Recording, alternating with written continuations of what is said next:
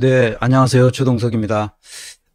오늘은 지난 시간에 이어서 사람과 정치, 삶을 풍요롭게 하는 조직의 역할에 대해서 같이 공부하겠습니다. 지난 시간보다는 이번 시간이 조금 더 재미없거나 지루하거나 조금 더 어렵거나 그럴 수 있습니다. 그렇지만 이 고비를 넘겨야 우리가 제대로 인사조직론의 관점에서 보는 정치가 어떻게 돼야 되는지를 이해할 수 있게 되니까요. 이 고비를 넘기도록 합시다.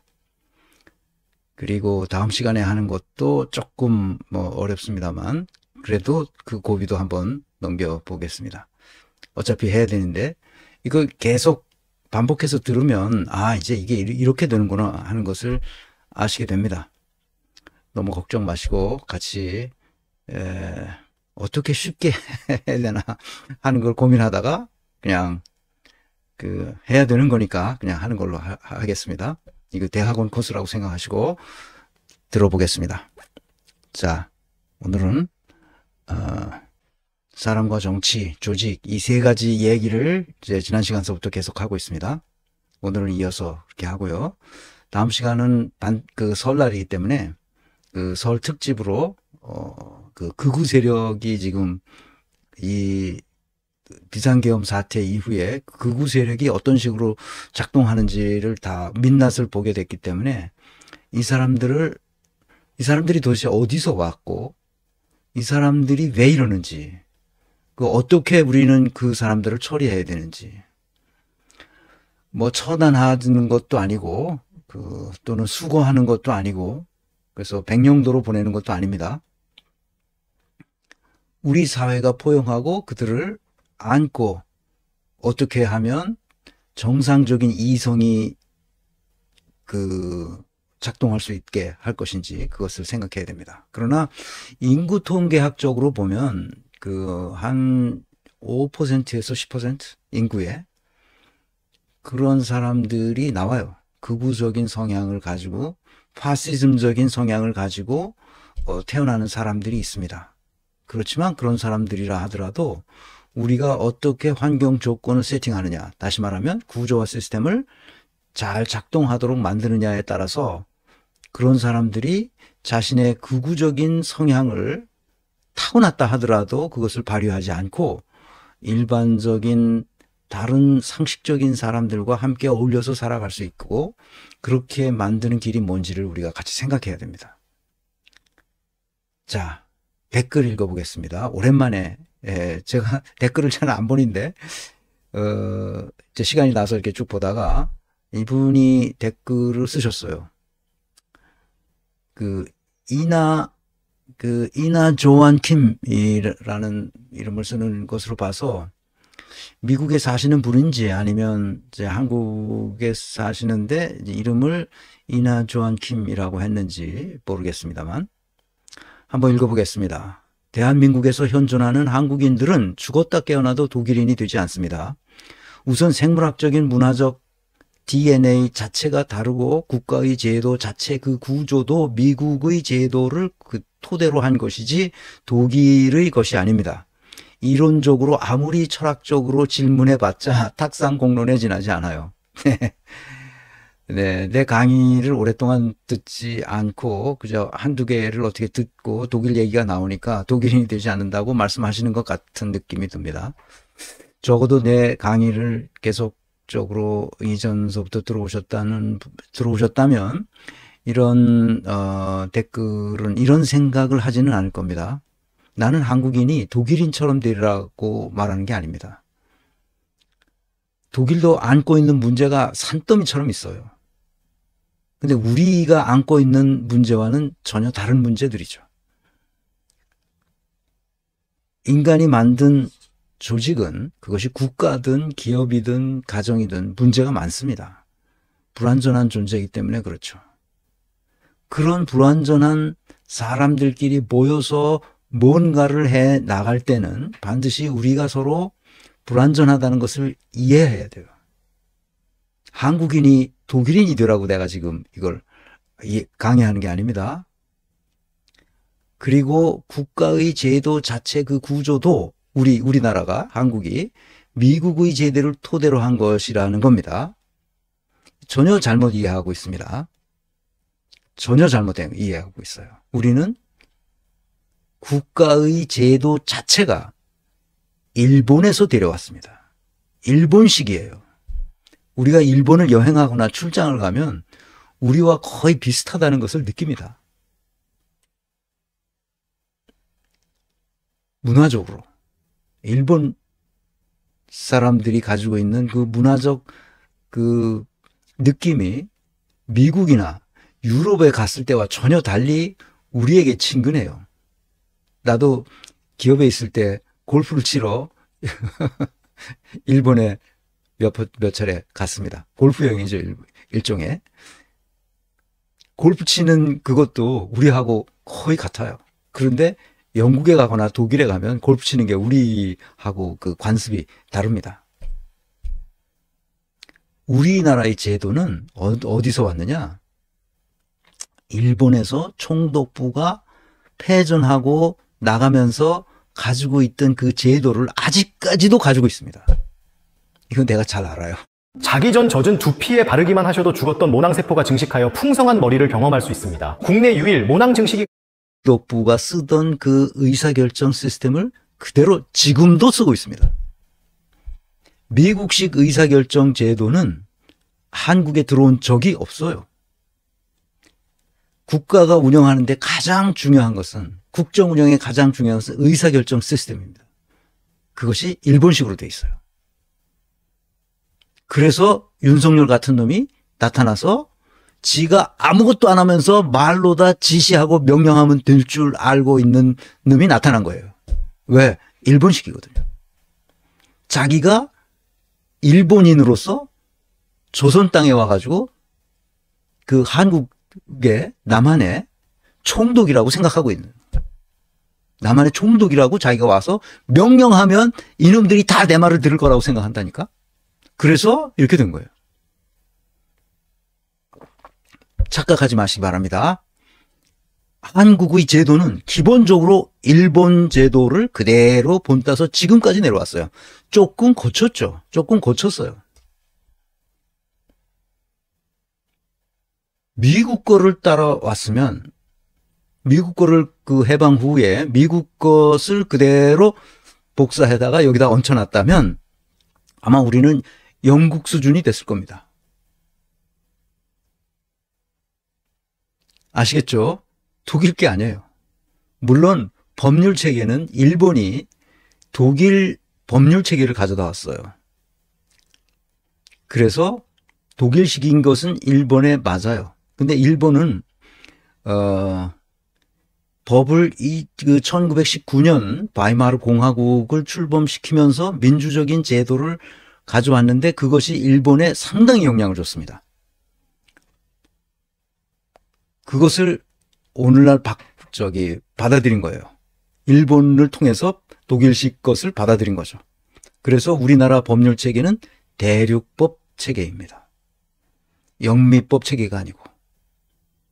그런데 그렇게 일본식 체제를 유지해 오던 대한민국이 완전히 부도를 냈습니다.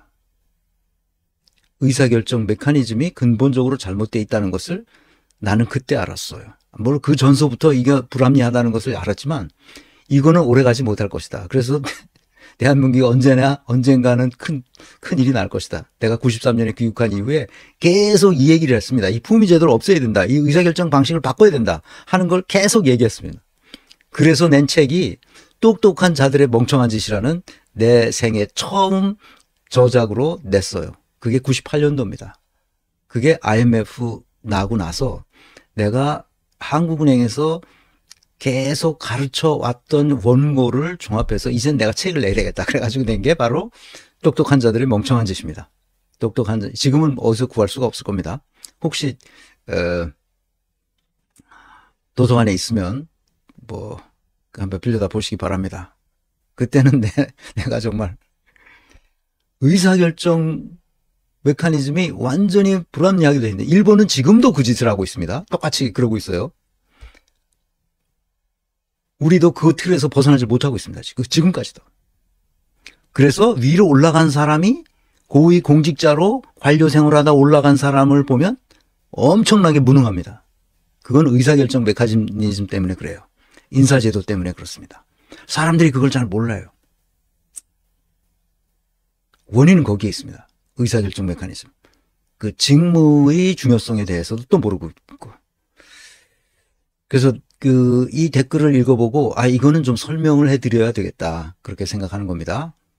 뭐 철학적 얘기 이런 얘기는 인간이 무엇인가에 대해서 얘기할 때 쓰는 거지 조직론에 들어가서는 철학적 이야기를 바탕으로 한 구조 설계, 시스템 설계, 프로세스 설계를 어떻게 하느냐는 것이 중요하기 때문에 그것은 예로 들질 못하고 있어요. 그러니까 의사결정 메커니즘이 근본적으로 잘못됐다. 그것을 어떻게 바꿔야 된다. 그런 얘기를 했는데 오늘 마침 그 강의가 맨 뒤에 나옵니다. 그걸 잘 익히시면 됩니다. 그래서 내가 이런 잘못된 태도, 그러니까 우리가 마치 독일인이 되거나 영국인이 되거나 미국인이 되는 것처럼 잘못 생각하고 있어요. 우리는 영원히 한국인이에요. 그리고 한국인이라는 게 민족성은 아마 인류가 남아있는 한, 이 지구상에 남아있는 한 계속될 겁니다. 그래서 내가 보수주의자라고 얘기하는 거예요. 국가의 국경도 계속될 겁니다. 국경이 사라지지 않을 거라고 보는 거예요. 그래서 국가가 중요하고 민족이 중요하다고 생각하기 때문에 내가 민족주의자요? 보수주의자라고 계속 여러분에게 말하고 있는 겁니다. 나는 진보주의자라기보다는 보수주의자에 가깝다. 이런 얘기를 계속했어요. 그래서 이런 잘못된 태도를 가지고 있기 때문에 오늘날과 같은 사태를 만들어냈다는 거예요. 비상계엄 사태. 그런데 우리가 IMF로 그 일본식 의사결정 구조를 가지고 있다가 IMF 사태를 만나고 완전히 꼬꾸라졌습니다. 미국식 제도를 받아들인 거죠. 신자유주의적인 자본주의 시스템을 그대로 갖다 얹었습니다. 그 토대는 어떻게 됐냐? 일본식이에요. 아직도.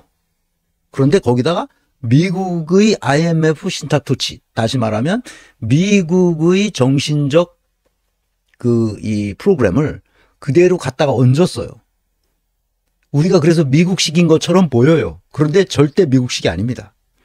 우리의 기본적인 제도는 일본식이에요. 거기에 껍데기로 표피만 미국식인 것처럼 하죠. 왜? 교수들이 다 소위 말하는 지식인들이 다 어딜 갔다 온 거야? 미국에 유학해서 미국 문물을 먹고 그 이론들을 외워다가 여기서 학생들을 가르치고 있기 때문에 우리가 미국식이고 다 영어로 교과서가 돼 있고 그러니까 미국식이라고 생각하는 거예요. 미국식이 절대 아닙니다. 미국식은 표피에만 미국식으로 돼 있는 거예요. 영어만 샬라 그랬지. 실제로 미국에 가서 근무하고 온 사람들, 미국에서 뭐 그 세계은행에서 하고 IMF에서 하고 뭐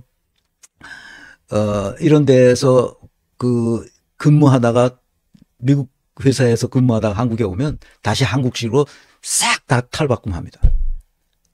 최상목이도 미국에서 공부하고 한덕수도 미국에서 공부하고 미국물을 다 먹은 애들이 여기 와서는 다 일본식으로 합니다. 일본식으로. 아시겠죠? 그 학자들 중에 대부분은 진짜 실력이 있는 사람들은 미국에서 보내주지 않습니다. 내가 아주 잘 아는 어떤 수학자는 한국 대학에서 다니다가 한국 대학은 다니기가 어려우니까 그 부모한테 얘기해가지고 미국 대학으로 유학을 갔어요. 그 영어가 잘 안 되니까 거기에서 커뮤니티 칼리지를 다녀요.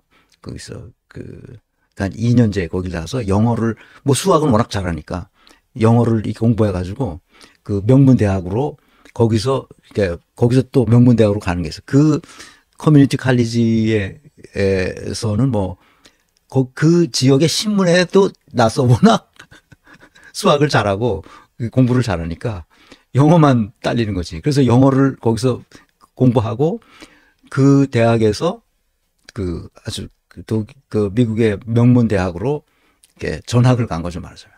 거기서 수학과를 아주 좋은 성적으로 그 대학을 졸업하고 스탠포드 대학에서 다시 수학으로 박사학위를 받았어요. 그러니까 교수들이 다 알 거 아니야? 교수들이 다 알 거 아니야? 그러니까 한국으로 돌아가지 않도록 하는 어떤 직장에서 취직을 했어요. 처음에 미국 대학에서 뭐 수학이니까 교수를 하려고 생각했던 모양인데, 미국 그 국립 무슨 연구소였는데 이름은 내가 잘 몰라.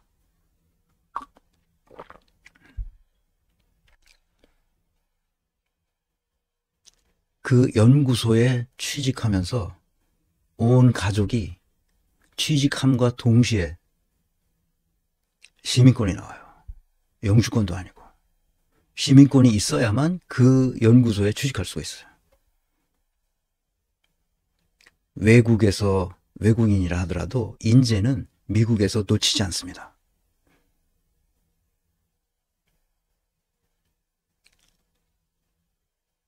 사진 찍은 거 보니까 저택이에요.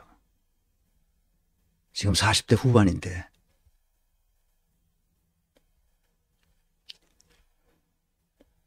애가 넷이나 돼요.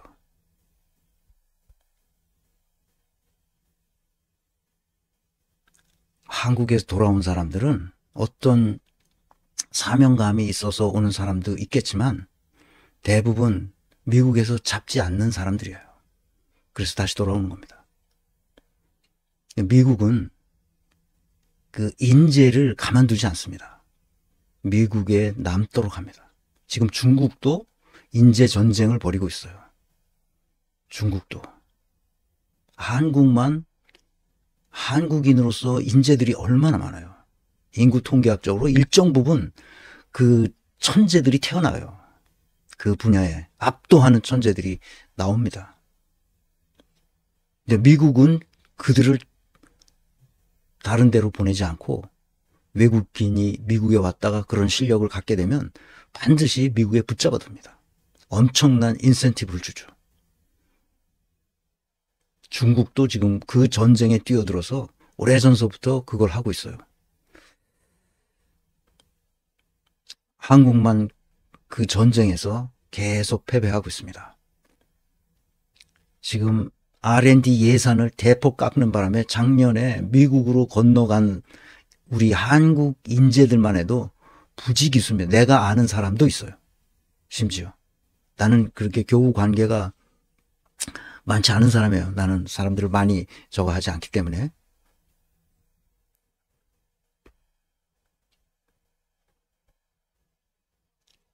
우리가 정신 차려야 됩니다. 그래서.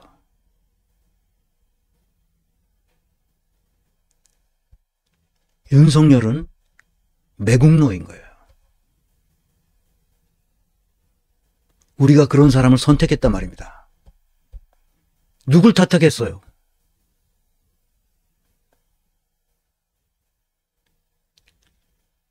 인간이 뭔지 사람이 뭔지도 모르는 놈이 대통령을 했단 말입니다.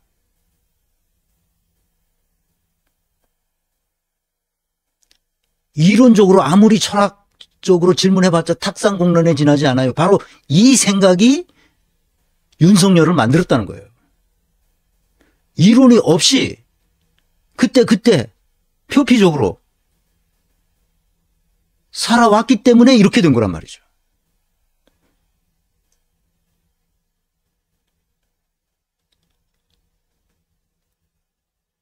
어떤 경우에도 개념 정의와 이론이 없이는 문명이 발전할 수 없어요. 탁상공론이라니. 이분이 또 이렇게 씁니다. 여기 조직 얘기하시는데 민노총 민주당 이들이 얘기하시는 줄. 한국인들은 역사적으로 몸으로 직접 부딪히며 개인적으로 성장하고 사회로서 발전해 왔어요. 무슨 얘기를 하려는지 내가 잘 모르겠어요. 근데 그 노조 얘기, 민주당 얘기 뭐 그러는 거예요. 뭔가 이성적으로 머릿속에서 설계를 해본다고 해서 그냥 그대로 현실화되지 않아요. 정치의 본분은 합리적이고 도덕적인 타협이라고 봅니다. 뭔 말을 하려고 하는지 정확하게 자기 의견을 문장으로 표현하는데 어설퍼요. 남의 강의실에 와가지고 댓글을 달아도 자기가 무슨 생각을 하고 있는 건지를 명확하게 표현할 능력이 있어야 돼요. 내가 이낙연 페이스북에 가서 댓글을 몇 번 단 적이 있어요. 똑바로 하라고. 왜 그러는지 내 견해를 분명히 알아듣도록 길게 씁니다. 이거 무슨 얘기를 하려는 건지 도저히 이해할 수 없어요. 댓글이 좀 알아먹게 쓰도록 자기 자신을 그 생각을 정리하는 습관을 길렀으면 좋겠습니다. 이 사람 얘기는 지금까지 살아온 대로 그냥 살아가야 한다는 주장인 것 같아요. 내가 보기에. 우리는 더 발전할 수 있는 길을 찾아야 합니다. 나는 정답을 말하는 것이 아니라 더 나은 대안이 무엇인지를 제시해 보는 거예요. 그리고 실천해 보자는 거예요. 더 좋은 대안이 있으면 그 대안으로 가자는 거예요. 나는 한 번도 내가 얘기하는 걸 정답이라고 말하지 않아요. 그 내가 틀렸으면 업데이트를 합니다. 그게 학문적 소양을 갖추는 거예요. 업데이트를 해야 되는 거예요. 틀릴 수 있으니까. 아시겠죠? 그래서 나는 여러분에게 이 얘기를 해주고 싶어요. 한국과 그 이웃 나라들. 이사벨라 보드 비숍이 이거는 이제 94년에 나온 거니까 지금 책으로 구하기는 어려울 것 같아요. 내가 보기에도. 그러나 이걸 꼭 보기를 바랍니다. 그래서 개념을 정의하는 게 중요해요. 그냥 살아온 대로 적당히 그 선하게 살면 된다. 이런 생각을 가지고는 발전할 수가 없어요. 그래서 나는 여러분이 이 책을 꼭 읽었으면 싶습니다. 뭐 사기가 어려울 테니까 도서관에서 꼭 빌려서 보시기 바랍니다. 비숍 여사는 이렇게 설명합니다. 다시 한번 얘기하지만 내가 이전 강의에서도 여러 차례 이 비숍의 한국과 그 이웃 나라들이라는 책을 설명했습니다. 한국인이 조선 반도에 왔을 때는 그렇게 풀 죽은 사람들이 기력도 없고 좀 뭐라 그럴까, 왜 남자들이 그렇게 기백이 없는지, 풀 죽어 있는지 그걸 이해를 못했다는 거예요.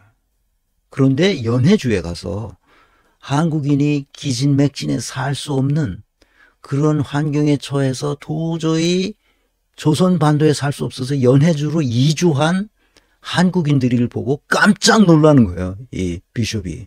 한국인인데? 분명히 한국인인데? 그때만 해도 조선이 너무 못 사는 나라였단 말이에요. 그 비숍 여사가 일본을 통해서 한국에 들어옵니다. 그래서 쭉 한국을 여행하죠. 그래서 만주로 가서 연해주까지 갑니다. 이 아시아 여행하면서 가장 못 사는 나라인 한국이 어떻게 그 한국인들이, 똑같은 한국인들이 가난에 찌들어서 먹고 살 게 없어가지고 연해주로 이주한 한국인들을 관찰하면서 그 이유를 아는 거예요. 그 이유를. 조선의 관리들이, 사대부들이 백성들을 가렴주고 하고 흡혈귀처럼 피 빨아먹고 있었다. 그러니 백성들이 할 수 있는 게 아무것도 없어. 그냥 관리들에게 뭘 주는 거야. 피를 제공해 주는 역할 이외에는 하는 일이 없는 거예요. 그러니까 다 풀 죽어 있었던 거지. 어떻게 살아야 되느냐? 목숨만 부를 축적할 수도 없는 거야. 부를 축적하면 다 뺏어가니까. 근데 연해주로 이주했던 한국인들은 그 기백이 마치 해가 지지 않는 나라를 건설했던 대영 제국의 영국인과 같은 모습이었다. 이렇게 말하고 있습니다. 위대한 민족입니다. 그런데 뭐가 잘못된 거예요? 국가의 구조와 시스템이 근본적으로 글러먹었다는 거예요. 그래서 이 동북아에서 가장 가난한 나라로 떨어지고 쇄국 정책을 써왔기 때문에 외국의 문물이 어떻게 돌아가는지도 모르고 있었다는 거예요. 정신 차리기 바랍니다. 이나 조한 킴님. 댓글 써주신 거는 고마운데 내 강의를 앞에서부터 쭉 들으세요. 그러니까 표피만 보고 자기 생각을 표출하는데도 정확하게 표현해 주기를 바랍니다. 표피만 보지 말고. 위대한 민족입니다. 이 인류 역사 속에서 이렇게 몇십 년 반에, 그러니까 해방 후 지금까지 무슨 그 독재자들도 나오고 막 그런데 그거를 뚫고 조금이라도 자유가 주어지면 그것을 활용해서 자기의 삶을 개선하는 데 탁월한 재주가 있는 사람들이에요. 그 요령이 있는 민족이란 말입니다. 억압과 착취만 없다면 언제라도 세계 최강의 부국을 만들어낼 수 있는 민족이라 이 말이에요. 아시겠습니까? 대한민국을 지켜낸 위대한 국민 여러분께 이 영상은 어디서 나왔냐면 이재명 채널에 가면 있습니다. 이재명 그 유튜브 이재명 채널 있잖아요. 거기에 가면 나와요. 한번 어떤 카툰인데 한번 봅시다. 영상으로 잘 만들었어요. 비상계엄을 선포합니다. 국민 여러분께서 이 나라를 지켜주셔야 합니다. My empty heart walks on and on, always lost again, not alone. 이재명이 담을 Always 타먹었어요. trying to feel what inside. 의사당에 들어갔습니다. 비상계엄 해제 요구 결의안은 가결되었음을 선포합니다. Nothing ever compares to you and me. Oh, I think about you every night. Tell me what am I supposed to do? 'Cause I feel like nothing without you. Oh, I am nothing. Oh, sweet nothing without you. Without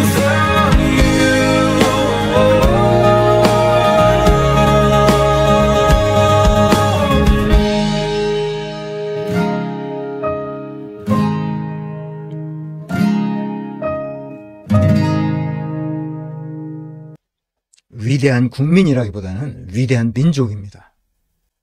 근데 이 사태에서 아주 분명히 드러난 게 있죠. 나는 지금까지 극우 세력이 이렇게 많은 줄은 몰랐어요. 그래서 이 다음 시간에 할 강의지만 이 극우 세력을 어떻게 우리가 정비해야 할지 우리 민주 시민들의 몫이죠. 왜 이렇게 극우 세력들이 난동을 부리는데 우리는 이것이 어디서 왔으며 왜 이런 세력들이 이렇게 많이 나타나는지, 그리고 이들의 잔인성과 폭력성은 도대체 어디서 오는지 그것을 같이 생각해 보려고 합니다. 다음 시간에 한번 봅시다. 오늘도 잠깐 기독교와 관련된 개신교 대형교회와 관련된 얘기를 잠시 하겠습니다. 대한민국을 지켜낸 위대한 국민 여러분께 아마 그 이재명 채널에 가니까 있는 걸로 봐서 그 안경 쓰고 얼굴 동그란 그 주인공이 그 이재명인 것 같습니다. 검찰 윤석열 대통령 구속 기소 54일 만에 12월 3일 계엄 선포한 이후 54일 만에 구속 기소했습니다. 어제 구속 기소했죠. 검찰에 더 수사, 보안 수사 검찰이 하지 마라. 법원이 명령했죠. 그래서 구속기간을 연장해달라고 법원에 신청한 거 법원이 기각해버렸습니다. 외신도 긴급 보도를 했습니다. 내란 유죄 시 최대 사형에 처하게 된다고. 국가 반란죄도 추가적으로 특검이 수사해서 공소장을 변경해서 재판에 들어가서 반란죄가 인정되면 거기에는 사형밖에 없어요. 언도가. 무기징역이 없습니다. 반란죄는.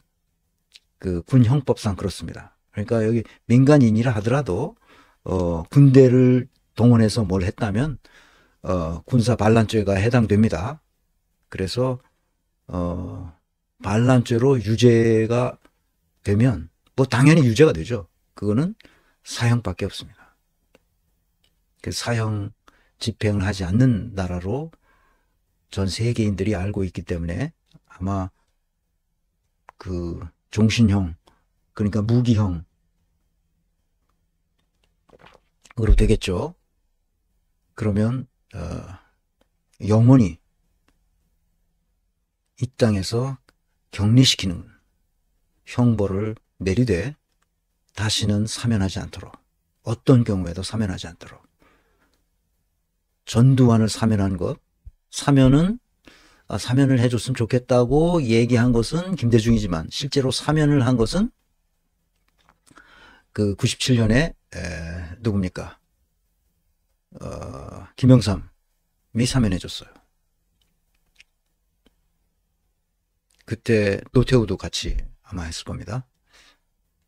자, 먼저 부탁의 말씀드리는데 이 얘기는 지난 시간에 했지만 또 한번 강조합니다. 건강한 민주주의를 향하여 우리가 갈 때에 이 두 권의 책, 폴 볼룸, 요아킴 바우어는 독일 프라이부르크 대학 교수였다가 이제 은퇴하고 베를린에 가서 무슨 이제 대중들을 위한 강의도 하고 가르치기도 하고 또 무슨 연구도 하고 그러시는 것 같아요. 요아킴 바우어 교수가. 그래서 나한테 큰 영향을 준 사람입니다. 베를린 가게 되면 한번 만나보고 싶기도 한 양반이에요. 요아킴 바우어. 유전자가 이기적이지 않다는 거예요. 이기적 유전자라는 리차드 도킨스의 얘기는 근본적으로 잘못됐다는 거죠. 선천적인 도덕적 공감 능력을 인간은 가지고 태어나고 선과 악이 내재하는 것은 사실이지만 환경 조건이 그렇게 중요하다는 걸 다시 한번 이 두 권의 책을 통해서 우리가 알게 됩니다.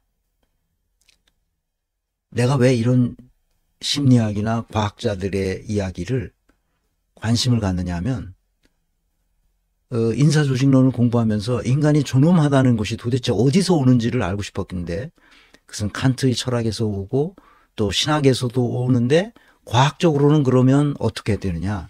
철학과 신학과 심리학과 자연과학 속에서 인간은 도대체 어떻게 생겨나는 것인가. 인간이란 무엇인가. 즉 사람은 어떻게 도덕성이 생겨나는가 하는 것에 관심을 갖고 자연과학자들이 연구했던 책들을 보기 시작했죠. 그래서 이런 책들이 내 눈에 띄었고 이것을 통해서 철학적 사유했던 또는 신학자들이 얘기했던 것이 다 과학적으로도 증명되고 있다는 것을 알게 됐죠. 그것은 두 권의 책을 여러분에게 다시 소개합니다.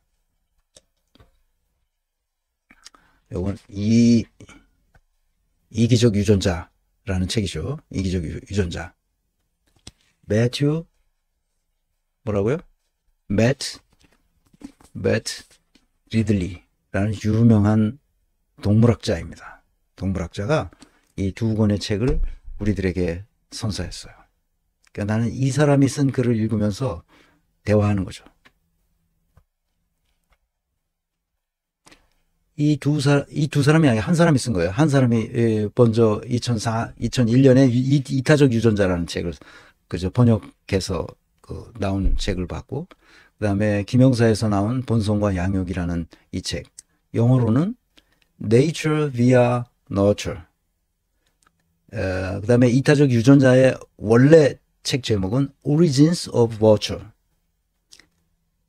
이 본성과 양육이라고 번역한 Nature via Nurture라는 이 책은 양육을 통해 본성이 깨어난다는 거예요. 어떤 환경 조건에서 양육되었느냐에 따라서 그 사람은 자신이 타고난 본성, 그게 뭐야?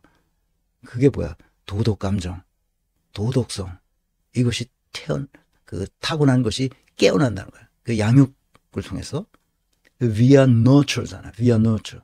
양육이라는 그 환경 조건에서 그가 자연적인로 타고난 본성을 더 좋게 발육시킨다는 뜻이에요. 또는 이 말은 중의적이기도 해요. Nature via nurture는 via라는 게 그 라틴어로 면 그 길이잖아요. 무엇을 통해서 가는 그 길. 길은 로마로 통한다고 했을 때 그 via 그겁니다. 그러니까 본성에 따른 양육이 절실하다는 것을 말해주는 것이기도 해요. 어쩌면 Nature via Nurture라는 이 제목이 본성에 따른 양육을 해야 된다. 그런 얘기죠. 본성이 내성적으로 타고난 사람이 그냥 윽박질러서 외향적인 사람이 되라고 윽박지르고 다른 사람과 막 그렇게 뭐 희희낙낙거리고 이러는 거를 그 환경에서 크면 이 사람은 외톨이가 될 수 있죠. 내성적인, 나처럼 내성적인 그 성향을 가지고 태어난 사람은 그저 조용히 방구석에서 책을 읽고 음악을 듣고 가끔 산책하고 그런 그거 외에 내가 하는 좋아하는 일이 없어요. 그게 내 삶의 사실상 거의 전부 다예요. 난 내성적인 사람이라. 그러니까 그 내 아내처럼 좀 외향성을 가지고 있는 사람은 나가서 친구들 만나고 그러면 힘이 나고 친구들하고 떠들고 계속 뭔가 어디로 가서 사람들을 만나고 그러는 거죠. 사람들하고 만나서 어디 가는 것 좋아하고 막 그러는 거예요. 그래야 힘이 나는 거야. 아, 집에 와서도 피곤하다 그러면서도 힘이 나 있어. 다른 거죠. 그러니까 그 본성에 따른 양육이 절대적으로 필요하다는 거예요. 그 본성이 뭔지, 타고난 성향이 뭔지를 아는 게 그렇게 중요하다는 거예요. 그래서 본성과 양육은 서로 상호작용을 통해서 한 사람을 길러낸다는 거지. 엄청난 거예요. 매트 리들리는 동물학자예요. 옥스퍼드 대학에서 동물학으로 박사학위를 받고 그 후에 과학 잡지에 편집을 하면서 미국 그 워싱턴 어떤 언론사인가 과학 무슨 언론사에 워싱턴 특파원도 하고 그래서 과학과 관련된 그 책을 써서 엄청난 세계적인 베스트셀러를 만들어냈죠. 이게 Nature via Nurture 이 책은 굉장히 유명한 책입니다. 그래서 인간은 태어나는가 만들어지는가 태어나서 만들어진다는 그런 뜻입니다. 이타적 유전자도 매트 리들리가 쓴 책이에요. 신좌섭 선생이 번역을 했는데 이거는 리차드 도킨스의 생각을 완전히 뒤집는 겁니다. 이 책은. 이타적 유전자. 인간의 유전자는 얼마나 이기적인가. 이기적인 인간이 어떻게 이타적인 사회를 형성하는가. 그러니까 리차드 도킨스가 여기다가 뭐라고 썼어요. 썼는데 내가 지금 잘 보이지 않는데 이거는 새로 나온 판이고 내 거는 예전에 나온 거라 뭐라고 그 리차드 도킨스가 썼는데 뭐라고 썼냐면 리차드 도킨스가 이기적 유전자로서 세계적인 명성을 얻은 사람 아니에요. 근데 이 책을 이타적 유전자 이 책에 대한 평가는 뭐냐.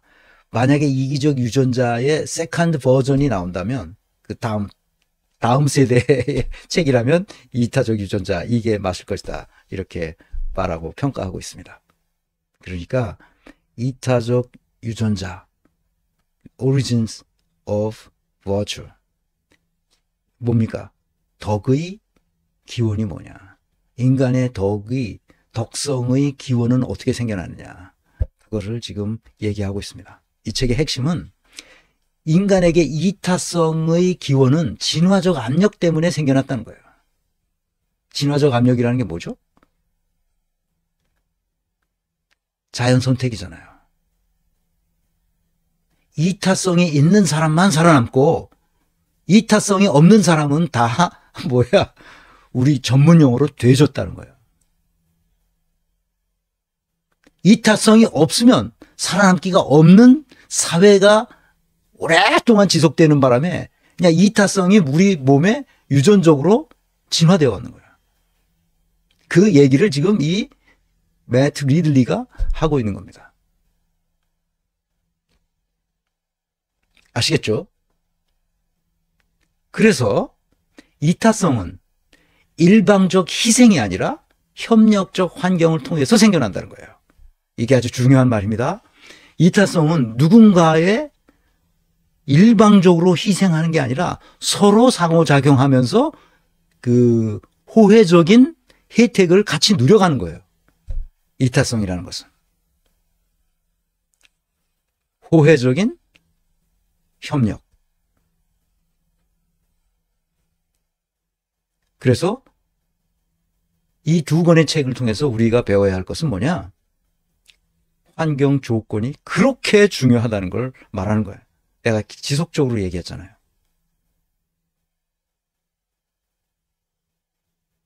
그래서 나는 왜 이